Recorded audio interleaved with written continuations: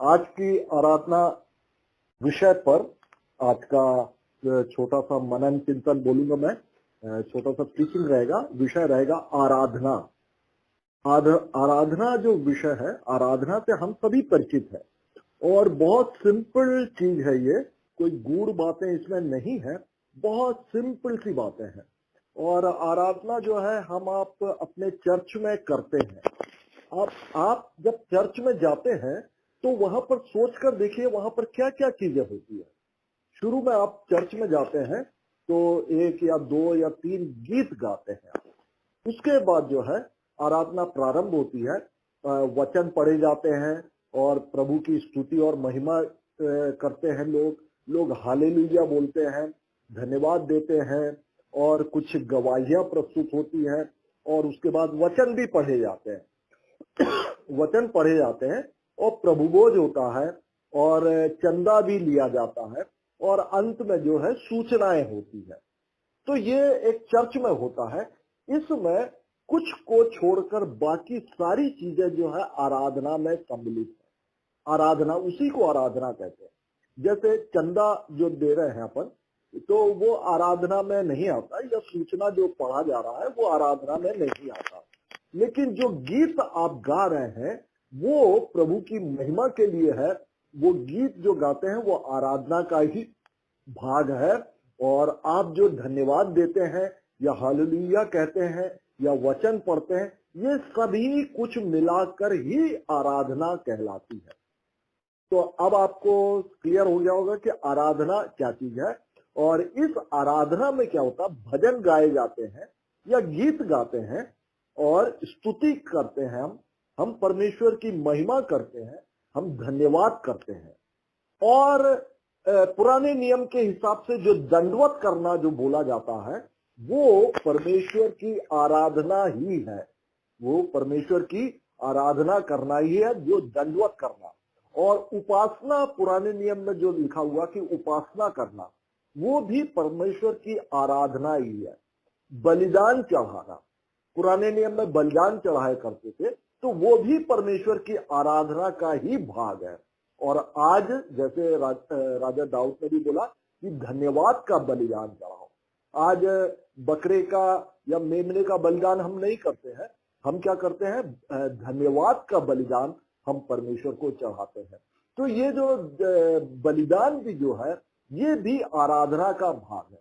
और आराधना में मुख्यतः क्या होता है, सबसे प्रमुख बात होती है परमेश्वर की महिमा करना, परमेश्वर की प्रशंसा करना, परमेश्वर को सराहना या परमेश्वर के महानता का बखान करना। ये जो चीज है ये आराधना का मुख्य भाग है। अब आप समझ गए होंगे कि मुख्य भाग जो है परमेश्वर की महानता का बखान करना, उसकी स्तुति करना, उसकी महिमा करना। और ये सब क्योंकि हम आराधना इसलिए करते हैं क्योंकि परमेश्वर ही एकमात्र आराधना के योग्य है।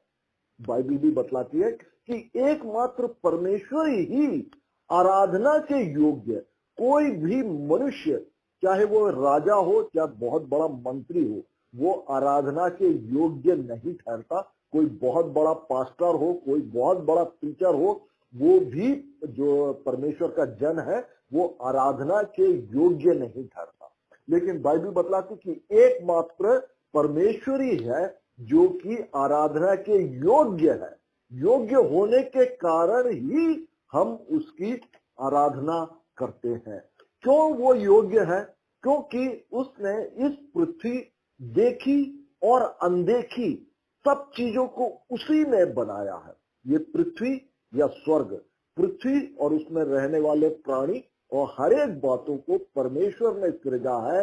इसलिए उसकी उपासना या आराधना करना उचित है और इसीलिए हम उसकी आराधना करते हैं।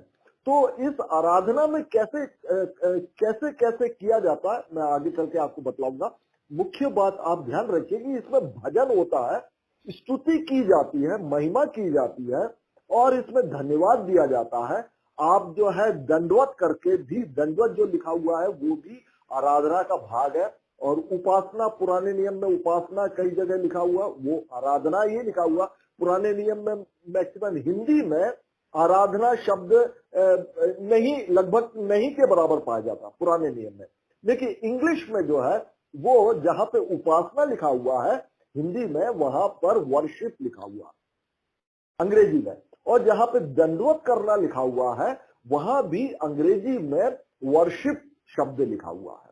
तो हम जान सकते हैं कि दंडवत करना, उपासना करना, ये सब कुछ जो है वर्शिप या आराधना के अंतर्गत ही आता है। तो आराधना जब हम करते हैं, क्यों करते हैं, ये हमको बात समझ में आई, क्योंकि परमेश्वर एकमात्र परमेश्वर ही है जो कि आराधना के योग्य है, क्योंकि सब कुछ उसने बनाया और सब कुछ उन्हीं का है, उन्हीं का है, इसीलिए हम उसकी आराधना करते हैं। आराधना करने के और भी कई कारण हो सकते हैं कि आपके साथ परमेश्वर ने भलाई की है, आप उसको धन्यवाद जो देते हैं। आपके साथ आपका कोई काम बन गया या आपने प्रार्थना में मांगा, आपको मिल गया, आप उसकी धन्यवाद करते हैं, तो वो भी आराधना ही का ही भाग है, वो भी आराधना ही है। तो आराधना में मुख्य बात जो मैंने आपको बताया कि परमेश्वर की प्रशंसा करना, सराहना करना और उनकी महानता का बखान करना, तो ये जो आराधना का मुख्य भाग है। और आराधना जो होती है वो परमेश्वर के भय के साथ में होना चाहिए। परमेश्वर का भय आपके हृदय में रहेगा। आप जो है, जैसा कि लिखा हुआ, आत्मा और सच्चाई से जो है आप उसकी आराधना करेंगे। और यदि परमेश्वर का भय आपके अंदर है तो सबसे पहले परमेश्वर का भय आपके अंदर होना चाहिए। जैसे कि अभी अपन परमेश्वर के सम्मुख बैठे हुए हैं, तो हमको जो है कुछ नियमों का अपने को पालन करना चाहिए। अपने को सबसे पहले जो है ये परमेश्वर का भय हमारे अंदर होना चाहिए। और जैसा लिखा गया कि तू अपने प्रभु परमेश्वर का भय मानना और उसी की उपासना करना। तू अपने प्रभु परमेश्वर का भय मानना और उसकी उपासना करना। तो पहले जो है प्रभु का भय आता है और फिर उसके बाद उसकी उपासना या आराधना आती है। तो अब आप लोग ध्यान दीजिएगा कि अब से जब कभी आप चर्च में जाते हैं, मैंने बताया चर्च में कुछ चीजों को छोड़ के बाकी पूरी आराधना ही होती है उसकी। और आराधना के लिए हम एक साथ सम्मिलित रूप से हम आराधना करते हैं। आप एक साथ सम्मिलित रूप से आराधना कर सकते हैं, आप अकेले भी आराधना कर सकते हैं, सिंगल व्यक्ति भी आराधना कर सकता है। आराधना के लिए जरूरी नहीं है कि चर्च हो या बहुत सारे लोग हो, बिल्कुल भी नहीं, आप अकेले भी आप उसकी आराधना कर सकते हैं। तो आराधना के पश्चात ही प्रार्थना आती है। आप इन पॉइंट्स को आप नोट कीजिएगा। सबसे पहले आपके अंदर भय होना चाहिए, प्रभु का भय होना चाहिए। प्रभु का भय का अर्थ ये नहीं है कि आप परमेश्वर से डर रहे हो, कांप रहे हो, ये नहीं है। प्रभु का भय का अर्थ होता है प्रभु की आदर करना। परमेश्वर का आदर आपके अंदर होना चाहिए। परमेश्वर का आदर में क्या आता है, आप आराम से चर्च जाओगे और बीच में जो है वो कुछ फालतू की बातें नहीं, है ना, परमेश्वर पे ही ध्यान लगा के आप जाएंगे और आदर पूर्वक वहां बैठेंगे, है ना, और बाकी जो कुछ भी वहां पर करेंगे तो वो कार्य सब कुछ जो है परमेश्वर के आदर के अंतर्गत होना चाहिए। तब आपको लगेगा कि आपने जब आप आदर परमेश्वर का कर रहे होते हैं, वही है परमेश्वर का भय मानना। तो आप सबसे पहले जो है परमेश्वर का भय, और उसके बाद जो है आराधना, और उसके बाद आती है प्रार्थना। तो प्रार्थना तो आप अकेले भी करते हैं, तो इसका मतलब यह होता है कि प्रार्थना करने के पहले आपको आराधना करना चाहिए, आराधना करना चाहिए। और आराधना करना मतलब परमेश्वर के भजन गाना, गीत गाना, स्तुति करना, उनकी महिमा करना, धन्यवाद देना, है ना, और धन्यवाद का बलिदान चढ़ाना और सराहना करना और प्रशंसा करना, और मैंने बतलाया कि उनकी महानता को बतलाना, बखान करना। तो ये सब मिलकर जब आप करते हैं तो वो आराधना होती है। वो आराधना होती है। और इसके बाद आप प्रार्थना करते हैं आप। तो ये बात जो है ये आप अपने व्यक्तिगत जीवन में कर सकते हैं जब कभी आप प्रार्थना करें, और उसके उसके पहले आप आराधना करें। तो आगे हम चलते हैं कि जब हम आराधना करते हैं तो उसके पहले आराधना, मैंने बताया कि आराधना फिर जो है अपना प्रार्थना आता है। तो आराधना के पहले आपको पश्चाताप करना चाहिए, पश्चाताप करना चाहिए, क्योंकि हम दिन भर में कई पाप किए रहते हैं, है ना, जाने और अनजाने में भी। तो हमको जो है निरंतर अपने पापों को मानते हुए, स्वीकार करते हुए उनको पश्चाताप करना चाहिए, और इसके लिए पवित्र आत्मा हमारी सहायता करता है। इस पश्चाताप के लिए भी और आराधना करने के लिए भी और प्रार्थना करने के लिए भी पवित्र आत्मा हमारी अगुवाई करता है और हमारी सहायता भी करता है। आपका सिर्फ काम एक ही है कि आप अपनी स्वतंत्र इच्छा में आप अपना मन देना है, बाकी पूरा काम जो है वो पवित्र आत्मा कर कर आपको देता है। आपको सिर्फ अपना मन बनाना है कि मुझे आराधना करना है और या प्रार्थना करना है। तो इसमें जो क्रम जो आता है तो वो सबसे पहले हम जो है पश्चाताप करते हैं और फिर आराधना हम सम्मिलित होते हैं, आराधना में सम्मिलित होते हैं, जिसमें कि परमेश्वर की स्तुति, महिमा, धन्यवाद, भजन और जो बलिदान है और उनकी सराहना करना, प्रशंसा करना, ये सब बातें जो है आराधना उसके बाद हम करते हैं। और जब हम आराधना कर चुके होते हैं उसके बाद हम प्रार्थना करते हैं। प्रार्थना क्या है? परमेश्वर से बातचीत या परमेश्वर से कुछ चीजों को मांगना। आप देखिएगा कि एक बच्चा भी, आप सांसारिक रूप से भी देखेंगे, एक बच्चा यदि एकदम सीधा जाके अपने पिता से मांगता है कोई चीज तो पिता उसको नहीं देता है, यदि उचित उतना समझ में नहीं आता पिता को तो वो नहीं देता। तो वो बच्चा क्या करता कि पिता को प्रसन्न करने की कोशिश करता, खुश करने के, पापा मैं ये काम कर देता हूँ या वो काम कर देता हूँ, या पापा ने कोई चीज बोल दिया ये बेटा ये कर दो, तो वो खुशी खुशी करने के बाद में अपनी मांग को पापा के सामने रखता है। तो क्या होता है कि पिता प्रसन्न होता है, खुश होता है और उस बच्चे की मांग को वो पूरी भी करता है। तो यही बात है आराधना और उसके बाद प्रार्थना का भी।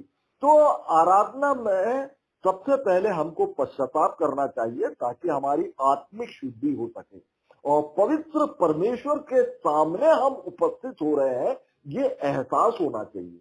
कारण क्या है कि मैंने बताया ना कि परमेश्वर का भय मानना अर्थात परमेश्वर का आदर करना, और क्योंकि परमेश्वर परम पवित्र है इसीलिए उनकी पवित्रता के सम्मुख खड़े होने के लिए हमको भी पवित्र होना है, अर्थात पश्चाताप करना पड़ेगा। पश्चाताप के बाद ही अपन आराधना प्रारंभ करें और विश्वास के साथ होना चाहिए, क्योंकि परमेश्वर के सामने हम विश्वास के साथ खड़े होना है, क्योंकि बाइबल जैसा बतलाती है कि विश्वास के बिना परमेश्वर को प्रसन्न करना असंभव है। तो सबसे पहले जो है हमको विश्वास भी करना पड़ेगा। कैसा विश्वास करना? कि हमारा ऐसा परमेश्वर है कि जिसके लिए कुछ भी असंभव नहीं, हम उसकी आराधना और स्तुति और महिमा कर रहे हैं। प्रार्थना के पहले जो आराधना है उसके विषय में मैं बतला रहा हूं, या चर्च में आप आराधना करते हैं तो उसमें भी जो परमेश्वर का भय जो है, और आप इस विश्वास से चर्च जाते हैं कि हमारे पास एक ऐसा परमेश्वर है जो जिसने कि इस पृथ्वी को और हमको आपको रचा है। वो हमारे जन्म के पहले से, माता के गर्भ से ही वो हमको जानता है, उसने हमको रचा हुआ है, हमारे एक एक अंगों को रचते हुए उन्होंने देखा हुआ है, क्योंकि उन्होंने स्वयं उसकी, मनुष्य की सृष्टि की हुई है। तो ऐसा परमेश्वर जो है तो उनके लिए कुछ भी असंभव नहीं, इस बात का पूरा विश्वास रखना है हमको। और उसके बाद जो है हम अपनी आराधना, स्तुति, हम महिमा, धन्यवाद ये सब हम करते हैं। एक उदाहरण मैं आपको बाइबल से देना चाहूंगा कि सुलेमान ने जब मंदिर बना दिया था, बहुत भव्य मंदिर बनाया, और सारे बहुमूल्य चीजें उसमें थी और बहुत भव्य मंदिर उसने बनवाया था। और वो मंदिर बनाने के बाद दूसरे इतिहास में मिलता है 5वां अध्याय में कि वो परमेश्वर से प्रार्थना करता है, वो परमेश्वर से प्रार्थना करता है और तब परमेश्वर की उपस्थिति वहां पर उतर आती है, उस मंदिर में उतर के भर जाती है। मैं जस्ट पढ़ देता हूं आपके लिए दूसरा इतिहास और उसका 5वां अध्याय और 13वां वचन है। जब तुरहिया बजाने वाले और गाने वाले एक स्वर से यहोवा की स्तुति और धन्यवाद करने लगे। बहुत एक एक शब्द को आप सुनिए, तुरहिया बजाना है ना। हम चर्च में जो गाना कैसे गाते हैं, बाजों के साथ में गाना बजाने के साथ में हम परमेश्वर की स्तुति और महिमा में गीत गाते हैं। तो वहां पर भी यही हुआ था। राजा सुलेमान के मंदिर का जब पहली बार प्रतिष्ठा हुई थी इसकी, है ना, पहली बार उद्घाटन जब हुआ था उस मंदिर का, तब की बात लिखा हुआ। जब तुरहिया बजाने वाले और गाने वाले एक स्वर से यहोवा की स्तुति और धन्यवाद करने लगे और तुरहिया झांझ आदि बाजे बजाते हुए यहोवा की यह स्तुति ऊंचे शब्द से करने लगे कि वह भला है और उसकी करुणा सदा की है। ये देखिए, प्रशंसा करना परमेश्वर, उसकी करुणा सदा की है। तब यहोवा के भवन में बादल छा गया और बादल के कारण याजक सेवा टहल करने को खड़े ना रह सके, क्योंकि यहोवा का तेज यहोवा के भवन में भर गया था। तो ये बात है आराधना की। आराधना में मैंने बताया कि कई चीजें सम्मिलित होकर जो गीत और ये संगीत के साथ में जो गीत, मैंने गीत बोल दिया, भजन बोल दिया, तो उसमें संगीत भी जुड़ा हुआ है। तो उसके साथ जो स्तुति और महिमा और धन्यवाद के साथ जब ये किया जाता है, तब या परमेश्वर की प्रशंसा के साथ किया जाता है, तो वैसी आराधना में परमेश्वर का तेज उतर जाता है या परमेश्वर की उपस्थिति हमारे अंदर, या हम अकेले में है, प्रार्थना करने के लिए बैठे हैं, तो हमारे अंदर वो असीम तेज जो है या असीम शांति का, क्योंकि शांति का राजा राजकुमार है, वो हमारे अंदर वो असीम शांति का एहसास भी होता है। तो बाइबल ये बतलाती है कि भजन संहिता 100 दूसरा वचन कि आनंद से यहोवा की आराधना करो, आनंद से करो, जय जयकार के साथ उसके सम्मुख आओ, है ना। नाचते और गाते हुए उसका जय जयकार करते हुए उसकी आराधना करने की बात बाइबल बतलाती है। यदि कोई चर्च में कोई नाच रहा है, घूम रहा है, मस्त है, अच्छा है, उनको कर रहे हैं। यदि मैं नहीं नाच सकता हूं, मैं नहीं नाचूंगा। यदि कोई नाच सकता है तो वो नाचेगा भी। और इस प्रकार आनंद से यहोवा की आराधना करो, जय जयकार के साथ उसके सम्मुख आओ। और अब हम जानते हैं कि जो यूहन्ना रचित सुसमाचार उसका 4था अध्याय और 23 और 24वां वचन, आप सब इससे बहुत अच्छी तरह परिचित है। लिखा हुआ है, वह समय आता है, वरन अब भी है, जिसमें सच्चे भक्त पिता की आराधना आत्मा और सच्चाई से करेंगे, आत्मा और सच्चाई से करेंगे, क्योंकि पिता अपने लिए ऐसे ही आराधना करने वालों को ढूंढता है। परमेश्वर आत्मा है और अवश्य है कि उसके आराधना करने वाले आत्मा और सच्चाई से आराधना करें। आत्मा और सच्चाई का मतलब यह है कि परमेश्वर का भय मानना और उसका स्तुति, महिमा और उसकी सराहना और उसकी प्रशंसा हृदय से करना। हृदय से करना मतलब कोई दिखावटीपन ना होने पाए कि हमको चर्च आना है, संडे है तो चर्च जाना है, वहां पर सब गा रहे हैं तो हम भी गा रहे हैं, लेकिन हमारे अंदर जो है कोई भावना ही नहीं है उस गीत के प्रति। हम उस गीत के बोल को समझ ही नहीं पा रहे हैं। तो जब कभी आप गीत गाएं तो उसके बोल जो है उसको समझ कर ही गाना है, तो वो भी एक आत्मा से गाया हुआ है। और इससे क्या होता है, परमेश्वर की निकटता आती है और परमेश्वर की प्रशंसा और महानता का बखान भी इसमें होता है। तो लिखा हुआ है, वह समय आता है, यीशु मसीह का वचन है, वरन अब भी है, जिसमें सच्चे भक्त पिता की आराधना आत्मा और सच्चाई से करेंगे। पुराने समय में क्या होता था कि बलिदान किया जाता था, मैंने बताया तो उपासना करते थे, बलिदान करते थे और स्तुति महिमा धन्यवाद सब करते थे और दंडवत करते थे। और क्योंकि दंडवत करना है इसीलिए वो दंडवत करते थे, उपासना करना है इसलिए कुछ धार्मिक विधियों को वो लोग पूरा कर लेते थे, जैसे कि अन्य जातियों में आज के समय भी होता है, और वो कर लेते थे और समझ लेते कि वो परमेश्वर उससे प्रसन्न हो जाएंगे। उन्होंने पाप किया, बलिदान किया, और परमेश्वर जो है, क्योंकि परमेश्वर की आज्ञा थी कि यदि आप पाप करोगे तो मेमने का बलिदान देना, तो वो देकर उनकी आत्मिक बातों को नहीं समझ पाते थे। तो यहाँ पर यीशु मसीह का यही कहना है कि आत्मिक बातों को समझकर, क्योंकि जो आज्ञाएं जो है, नए नियम की आज्ञाएं जो है, हमारे विवेक में, हमारे हृदय में, हमारे मन में लिखी हुई है। पुराना नियम जो है वो पत्थर पर लिखा हुआ, पत्थर की जो 2 पट्टिकाएं थी उसमें जो है आज्ञाएं लिख दी थी, और सभी व्यवस्थाएं जो है मूसा ने आकर पहाड़ के ऊपर से उतरकर उन्होंने सारी बातों को लिख दिया था। लेकिन नया नियम जो है वो हमारे हृदय में, मन में, हमारे विवेक में लिखा हुआ है। तो आत्मा और सच्चाई से आराधना करने की बात कही है, और अवश्य है कि उसके आराधना करने वाले आत्मा और सच्चाई से आराधना करें।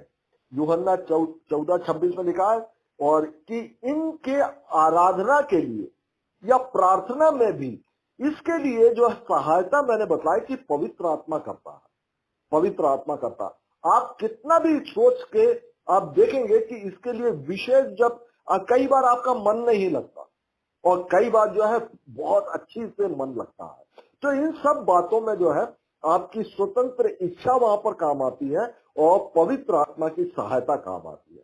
इसके लिए लिखा हुआ है सहायक अर्थात पवित्र आत्मा, जिसे पिता मेरे नाम से भेजेगा, वह तुम्हें सब बातें सिखाएगा, सब बातें सिखाएगा। वो आराधना कैसी करनी है, प्रार्थना कैसी करनी है, और प्रार्थना कैसी करना है ये भी सिखाया है।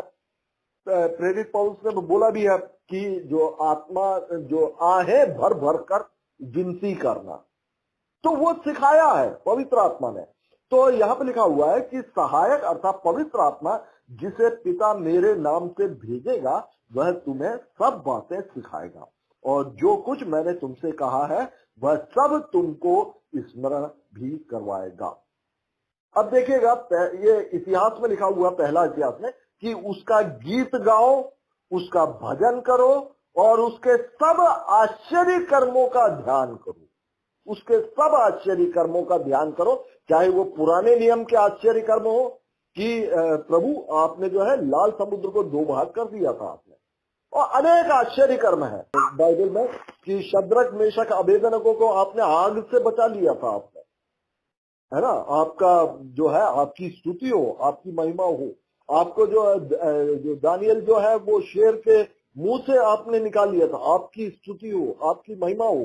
तो ये सब उसके आश्चर्य कर्मों को ध्यान करके, इसके अलावा आप अपने व्यक्तिगत जीवन के आश्चर्य कर्म भी आप जानते हैं कि जीवन में ऐसा कोई भी दुनिया के अंदर व्यक्ति ना होगा कि जिसके जीवन में परमेश्वर ने काम ना किया हो। हाँ, ये बात अलग है कि उसने उस समय धन्यवाद नहीं दिया और इसीलिए वो भूल भी गया, वो भूल भी गया। तो यहाँ पे लिखा हुआ कि गीत गाओ और उसका भजन करो और उसके सब आश्चर्य कर्मों का ध्यान करो, उसके पवित्र नाम पर घमंड करो, लिखा हुआ। जबकि घमंड से परमेश्वर जो है, घमंड से चढ़ी हुई आंखों से वो नफरत करते हैं, लेकिन ये वो घमंड सांसारिक घमंड है, लेकिन ये जो है ये आत्मिक बातों के लिए कहा गया कि उसके पवित्र नाम पर घमंड करो। क्यों घमंड करो? क्योंकि वही सृजनहार है, वही सृष्टिकर्ता, वही सर्वे सर्वा है। इसीलिए जो आज हमारा परमेश्वर, मेरा परमेश्वर है, हमारा परमेश्वर है, वो दूसरों का नहीं। तो इसलिए ये वो मसीहों का परमेश्वर नहीं है, वो हर एक इंसान का परमेश्वर है। इसलिए उसके पवित्र नाम पर घमंड करो। यहोवा के खोजियों का हृदय आनंदित हो, उसके किए हुए आश्चर्य कर्म, उसके चमत्कार और उसके न्याय वचन का स्मरण करो। तो ये सब बातें जो है आराधना के अंतर्गत आती हैं। और दिखावटीपन किसी भी बात में नहीं होना है। जैसा आप बिल्कुल सिंपल रीति से रहिएगा, चाहे वो प्रार्थना में हो चाहे वो आराधना में हो। और दिखावटीपन के लिए यीशु मसीह ने डांटा भी है फरीसियों वगैरह को कि हे कपटियों, यशायाह ने तुम्हारे विषय में यह भविष्यवाणी ठीक ही की है कि ये लोग ओंठों से तो मेरा आदर करते हैं पर उनका मन मुझसे दूर रहता है।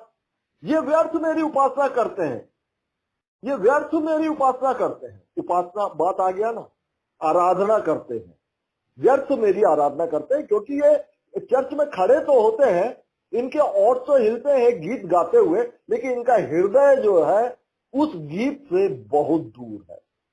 सब लोग धन्यवाद बोलते हैं, हालेलुया बोलते हैं, तो वो भी बोलते हैं, लेकिन उनका हृदय जो है बहुत दूर है।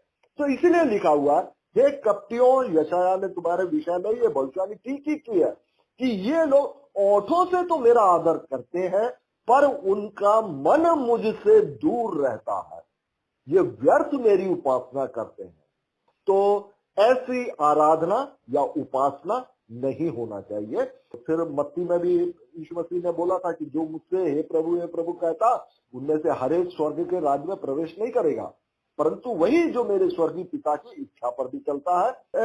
मोटे तौर पर जैसे समझ के ही चलना, ये सब वचन आपके जाने पहचाने हुए हैं। तो कुल मिलाकर दिखावटीपन ना हो और आपका जो आत्मा और सच्चाई से आराधना यही चाहिए कि उसमें दिखावटीपन नहीं होना चाहिए। पुराने नियम काल के जो मूसा जब लाल समुद्र पार कर गया था और सारे इजराइलियों को उसने लाल समुद्र को पार किया था, तो वहां पर मूसा ने एक गीत लिखा जो कि निर्गमन 15 अध्याय में पाया जाता है। गाना है, वो गीत है। वो उस गीत में वो परमेश्वर की महिमा करता है और वही उसकी आराधना होती है मूसा की। वो 15 अध्याय में गीत मिलता है जो कि मूसा का लिखा हुआ। ये उस समय लिखा जब लाल समुद्र पार करके आते थे। वहां पे लिखा हुआ है कि हे यहोवा, देवताओं में तेरे तुल्य कौन है। देखिए, परमेश्वर की बढ़ाई कर रहा हूं।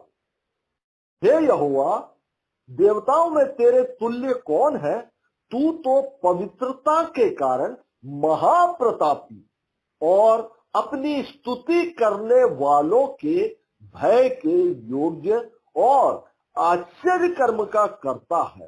तूने अपना दाहिना हाथ बढ़ाया और पृथ्वी में उनको निगल लिया। किनको? मिस्रियों को समुद्र में निगल लिया। अपनी करुणा से तूने अपनी छुड़ाई हुई प्रजा की अगुवाई की है, इजराइलियों की अगुवाई की है तूने अपनी करुणा से। अपने बल से तू उसे अपने पवित्र निवास स्थान को ले चला है। तो देखिएगा कि अपन जब बाइबल को पढ़ते रहे, जितना पढ़ते हैं वचन को, तो उतने शब्द हमको मिलते हैं। हम नहीं जानते कि हम परमेश्वर की स्तुति हम कैसे करें, महिमा हम कैसे करें, हम धन्यवाद हम कैसे दें, है ना। सिर्फ हम इतना ही बोलना जानते हैं कि धन्यवाद हो प्रभु, धन्यवाद हो, या हालेलुया हालेलुया बोलते हैं। हालेलुया का मतलब ही नहीं समझ में आ रहा हमको। हालेलुया का मतलब होता है परमेश्वर की स्तुति हो और परमेश्वर की महिमा हो, दोनों बातें आती है हालेलुया में।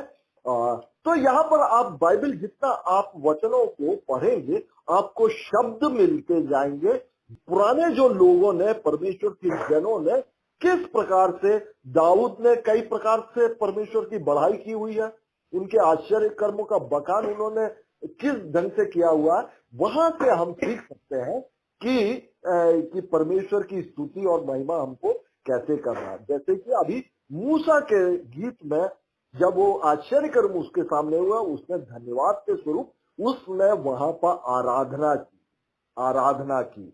और मैंने बतलाया बलिदान करना भी है। जब आप याद कीजिए, जब नूह जो है, नूह का जल प्रलय के बाद में जब नूह जहाज से उतरा, तो सबसे पहले उसने क्या किया? बलिदान किया उसने। अर्थात वो मैंने बताया ना, आराधना में बलिदान आता है। तो बलिदान किया मतलब सबसे पहले उसने आराधना की परमेश्वर की, क्योंकि उसने बलिदान किया ना, वही चीज आराधना में भी है। तो अपन जितना बाइबल को वचनों को पढ़ते हैं, बार बार पढ़ते हैं, तो हमको जो है ऐसे शब्द मिलते जाएंगे, परमेश्वर को शब्द मिलते जाएंगे और कई वचन हमको याद भी होते जाएंगे। तो मैंने यहाँ पे बतलाया था आपको कि स्तुति महिमा धन्यवाद, दंडवत करना, उपासना, बलिदान और उनकी प्रशंसा सराहना करना और भजन गीत गाना, ये सब कुछ जो है आराधना में आपका आता है। तो सबसे पहले हम देखते हैं कि स्तुति जो है वो किस प्रकार से बाइबल के कुछ एक दो तीन वचन को मैं बोल के मैं बतलाऊंगा कि लोगों ने किस प्रकार से स्तुति की है, क्योंकि स्तुति ही आराधना है, उनकी महिमा करना ही उनकी आराधना है। तो भजन संहिता 148:13, यहोवा के नाम की स्तुति करो क्योंकि केवल उस ही का नाम महान है, उसका ऐश्वर्य पृथ्वी और आकाश के ऊपर है, उसका ऐश्वर्य। तो इस प्रकार के शब्दों को देखिएगा आराधना में हम उपयोग कर सकते हैं। और यशाया में बोला गया है, और इजराइलियों को वो आराधना करने के लिए यशाया नबी बोलते हैं कि क्यों बोलते हैं, क्योंकि वो लोग गुलामी में हो गए थे, तभी यशाया नबी बोलते हैं कि तुम जो है परमेश्वर की आराधना करो। तो लिखा हुआ, तुम आनंद पूर्वक उद्धार के सोतों से जल भरोगे, आनंद पूर्वक उद्धार के सोतों से जल भरोगे, और उस दिन तुम कहोगे यहोवा की स्तुति करो, उससे प्रार्थना करो, सब जातियों में उसके बड़े कामों का प्रचार करो और कहो कि उसका नाम महान है। तो ये सब शब्द बोले गए हैं परमेश्वर की स्तुति और महिमा में। कुल मिला के ये जो आराधना है हम जीते जी ही कर सकते हैं, और इसके बाद आराधना होगी स्वर्ग में होगी। यदि स्वर्ग और इस पृथ्वी, इन दोनों के अलावा जो अलग अलग जगह पाए जाते हैं, परदीसा पाया जाता है, पैराडाइज, स्वर्गलोक पाया जाता है, अधोलोक पाया जाता है, तो वहां सब जो है हम स्तुति और महिमा नहीं कर सकते। हम इस पृथ्वी पर रह के कर सकते हैं, और हमारे पुनरुत्थान के बाद में हम स्वर्ग में जो है परमेश्वर की आराधना कर सकते हैं। तो इसके लिए लिखा हुआ कि अधोलोक तेरा धन्यवाद नहीं कर सकता, न मृत्यु तेरी स्तुति कर सकती है, जो कब्र में पड़े वे तेरी सच्चाई की आशा नहीं रख सकते। तो स्तुति जो है ये आराधना का एक भाग है, और दूसरा भाग है महिमा करना। यशाया में लिखा हुआ, मैं यहोवा हूं, मेरा नाम यही है, अपनी महिमा मैं दूसरों को ना दूंगा। अपनी महिमा, क्योंकि मैंने बताया कि सब स्तुति और महिमा सबके योग्य जो है वो परमेश्वर ही है, क्योंकि उसी ने सब सारे जगत को उसने बनाया, देखी अनदेखी वस्तुओं को उन्होंने ही सृष्टि किया है। इसलिए बोल रहा है कि मैं अपनी महिमा जो मुझे मिलने चाहिए महिमा, वो जो है उसको दूसरों को नहीं दूंगा। मैं यहोवा हूं, मेरा नाम यही है, अपनी महिमा मैं दूसरों को ना दूंगा, और जो स्तुति मेरे योग्य है वह खुदी हुई मूर्तों को ना दूंगा। और आगे भजन संहिता में भी पाया जाता है, दुष्ट सर्वदा नाश होंगे, परंतु हे यहोवा तू सदा विराजमान रहेगा। देखिए परमेश्वर की महिमा की जा रही है, तू सदा विराजमान रहेगा।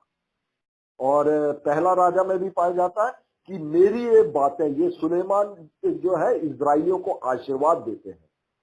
राजा सुलेमान अपनी प्रजा इजराइलियों को आशीर्वाद देते हुए कहते हैं कि मेरी ये बातें जिनकी मैंने यहोवा के सामने विनती की है, अर्थात मैंने बतलाया था ये जो मंदिर प्रतिष्ठा के पहले जो ये राजा सुलेमान ने प्रार्थना किया था प्रभु, बहुत सुंदर प्रार्थना है।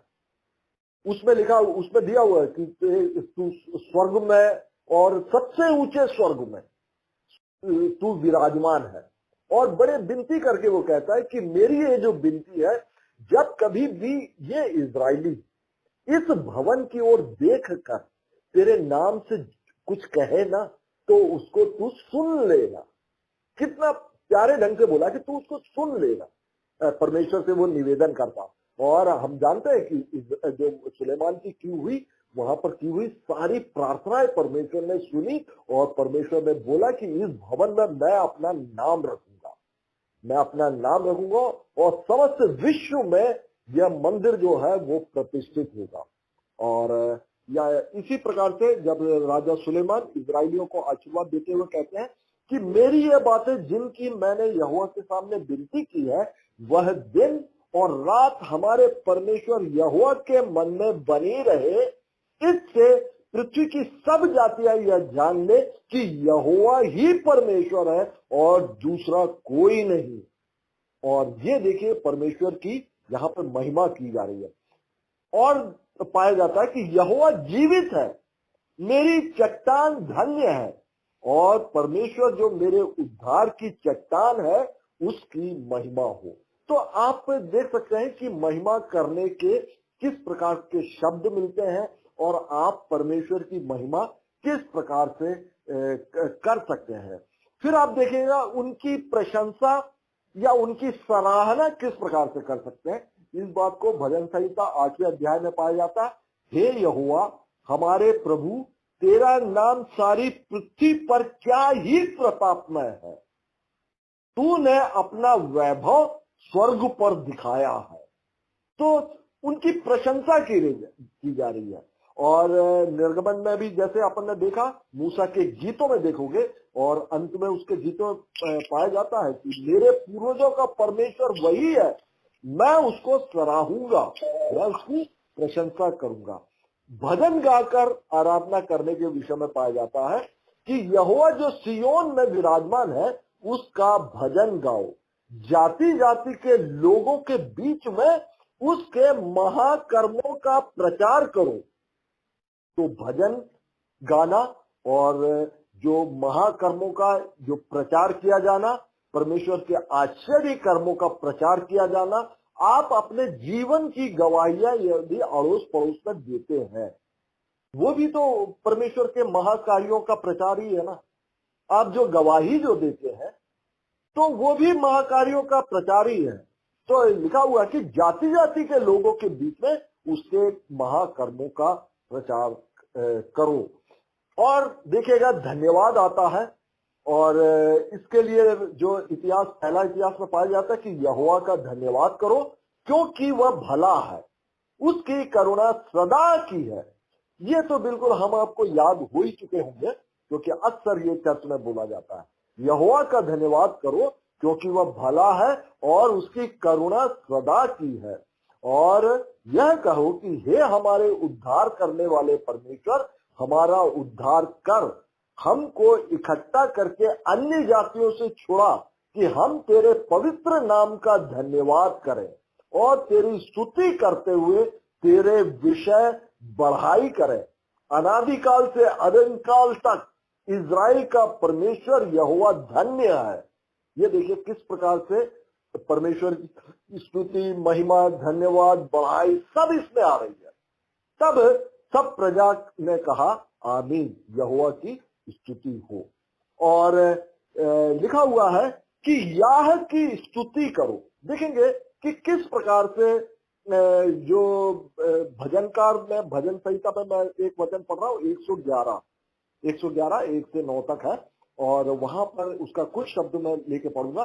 देखेंगे हर कितनी सारी बातें इन बातों में आ जाती है जो कि आराधना है, कंप्लीट आराधना है। ये याह की स्तुति करो, मैं सीधे लोगों की गोष्ठी में और मंडली में भी संपूर्ण मन से यहोवा का धन्यवाद करूंगा। धन्यवाद आ गया।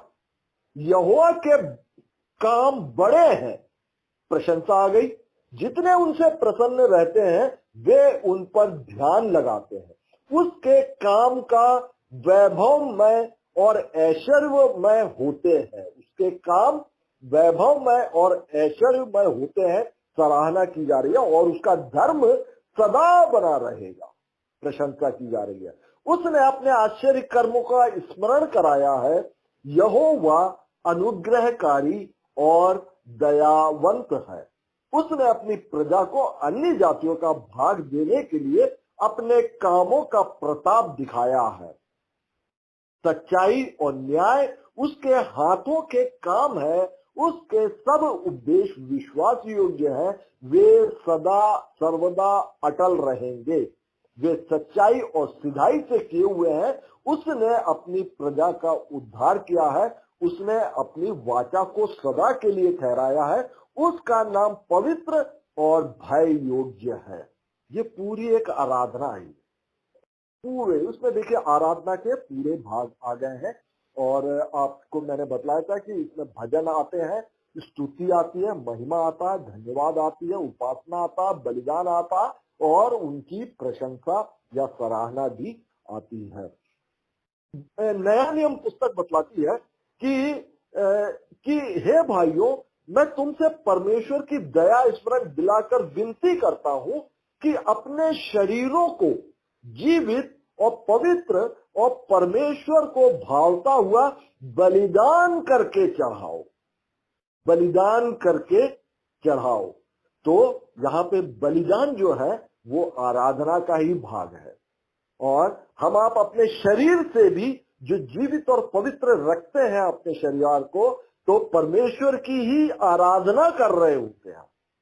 और इसलिए लिखा है, हे भाइयों, मैं तुमसे परमेश्वर की दया स्मरण दिलाकर विनती करता हूं कि अपने शरीरों को जीवित, पवित्र और परमेश्वर को भावता हुआ बलिदान करके चढ़ाओ, और यह तुम्हारी आत्मिक सेवा है। इस संसार के सदृश ना बनो, परंतु तुम्हारी बुद्धि के नए हो जाने से तुम्हारा चाल चलन भी बदलता जाए, जिससे तुम परमेश्वर की भली और भावती और सिद्ध इच्छा अनुभव से मालूम करते रहो। मैंने आपको बताया कि इस पृथ्वी पर रह के आप आराधना स्तुति कर सकते हैं, और या तो स्वर्ग में कर सकते हैं, है ना, अधोलोक में या स्वर्गलोक में या अन्य किसी भी स्वर्ग में आप नहीं कर सकते। परमेश्वर की जहां उपस्थिति है, अंतिम स्वर्ग, वहां पहुंचने के बाद जैसा कि स्वर्गदूत जो आराधना करते हैं वहां पर, और वहां पर वो निरंतर हालेलुया हालेलुया, परमेश्वर की स्तुति हो, परमेश्वर की महिमा हो, वो लोग जो है बोलते रहते हैं। और इसी का ही लीडर था, इसी आराधना का लीडर था लूसीफर, जो कि घमंड के कारण गिरा दिया गया और परमेश्वर का विरोधी हो गया और वो शैतान हो गया। तब परमेश्वर ने और उसको वहां से गिरा दिया गया स्वर्ग। परमेश्वर ने इसी आराधना के स्थान के लिए मनुष्य की सृष्टि फिर उसने कि उस लूसीफर की जगह वो ले सके मनुष्य आराधना के लिए। तो वो लीडर था आराधना का। तो आप देखेंगे स्वर्गदूत भी परमेश्वर की वहां पर महिमा स्तुति आराधना करते हैं। प्रकाशित वाक्य उसके 14 अध्याय में 6-7 में लिखा है, फिर मैंने एक और स्वर्गदूत को आकाश के बीच में उड़ते हुए देखा, यूहन्ना बतला रहे, जिसके पास पृथ्वी पर के रहने वालों की हर एक जाति, कुल और भाषा और लोगों को सुनाने के लिए सनातन सुसमाचार था। उसने बड़े शब्द से कहा, परमेश्वर से डरो। उस स्वर्गदूत ने कहा। तो सबसे पहले आराधना में मैंने बतलाया कि प्रभु का भय होना चाहिए और उसकी महिमा करो, लिखा है। स्वर्गदूत बोल रहा है परमेश्वर से डरो और उसकी महिमा करो, क्योंकि उसके न्याय करने का समय आ पहुंचा है। उसका भजन करो जिसने स्वर्ग और पृथ्वी और समुद्र और जल के सोते बनाए हैं। तो परमेश्वर ही एकमात्र आराधना के योग्य है, स्तुति के योग्य है, महिमा के योग्य है वो। और फिर देखेंगे आप कि जब यीशु मसीह के जन्म के समय, यीशु मसीह के जन्म के विषय में जब माता मरियम से बोला जा रहा था, जो कि लूका में पाया जाता, तो लिखा है कि तुम एक बालक को कपड़े में लिपटा हुआ और चरनी में पड़ा पाओगे। तब एकाएक उस स्वर्गदूत के साथ स्वर्गदूतों का दल परमेश्वर की स्तुति करते हुए और यह कहते हुए दिखाई दिया कि आकाश में परमेश्वर की महिमा और पृथ्वी पर उन लोगों में जिनसे वह प्रसन्न है शांति हो। ये जो है चरवाहों से बोला गया था। और स्वर्गदूत क्या कर रहे थे? लिखा है तब एकाएक उस स्वर्गदूत के साथ स्वर्गदूतों का दल परमेश्वर की स्तुति करते हुए यह कहते हुए दिखाई दिया। तो स्वर्ग में और आराधना के विषय में हम प्रकाशित वाक्य में हम देख सकते हैं। इसके बाद यूहन्ना बोलते हैं कि इसके बाद मैंने स्वर्ग में मानो बड़ी भीड़ को ऊंचे शब्द से यह कहते सुना कि हालेलुया, उद्धार और महिमा और सामर्थ हमारे परमेश्वर ही की है। तो ये सब बातें जो है आराधना में आता है और भजन संहिता में भी पाया जाता है कि उसके मंदिर में सब कोई महिमा ही महिमा बोलता रहता है। उसके मंदिर में, परमेश्वर के मंदिर में महिमा ही महिमा अर्थात हालेलुया और हालेलुया ही बोलता रहता है। और इसके बाद दंडवत करने के विषय में मैंने बताया कि दंडवत करना पुराने नियम में इसी आराधना को दंडवत करना बोला जाता था। और उत्पत्ति में जैसे कि अब्राहम जो है, अब्राहम जब इसहाक को बलि करने के लिए लेके जा रहे थे, तब जब पहाड़ आ गया, मोरिया पर्वत आ गया, तो नीचे जो है उसको अपने सेवक को और गधे को वहां पे रखा और अब्राहम जो है अपने पुत्र इसहाक को जो है अकेले ऊपर पहाड़ पर लेकर गया था बलिदान करने के लिए। तब जो है वो वहां पे पाया जाता कि तीसरे दिन अब्राहम ने आंखें उठाकर उस स्थान को दूर से देखा, उस स्थान को, उस पर्वत को देखा और उसने अपने सेवकों से कहा, गधे के पास यही ठहरो, यह लड़का और मैं वहां तक जाकर और दंडवत करके फिर तुम्हारे पास लौट आऊंगा। यहां पे हिंदी में दंडवत लिखा हुआ और अंग्रेजी में आप देखेंगे वर्शिप लिखा हुआ। वर्शिप में आराधना करके, क्योंकि बलिदान करना ही आराधना है। वहां पे इसहाक का बलिदान करने के लिए उसको लेके जा रहे थे। और एक और उदाहरण दूंगा और उसके बाद मैं अपनी बात आज का समाप्त करूंगा कि आप देखेंगे जब रबेका के समय काल में, जब इसहाक के लिए अब्राहम अपने पुत्र इसहाक के लिए पत्नी ढूंढने के लिए अपने सेवक को जो है वो भेजता है।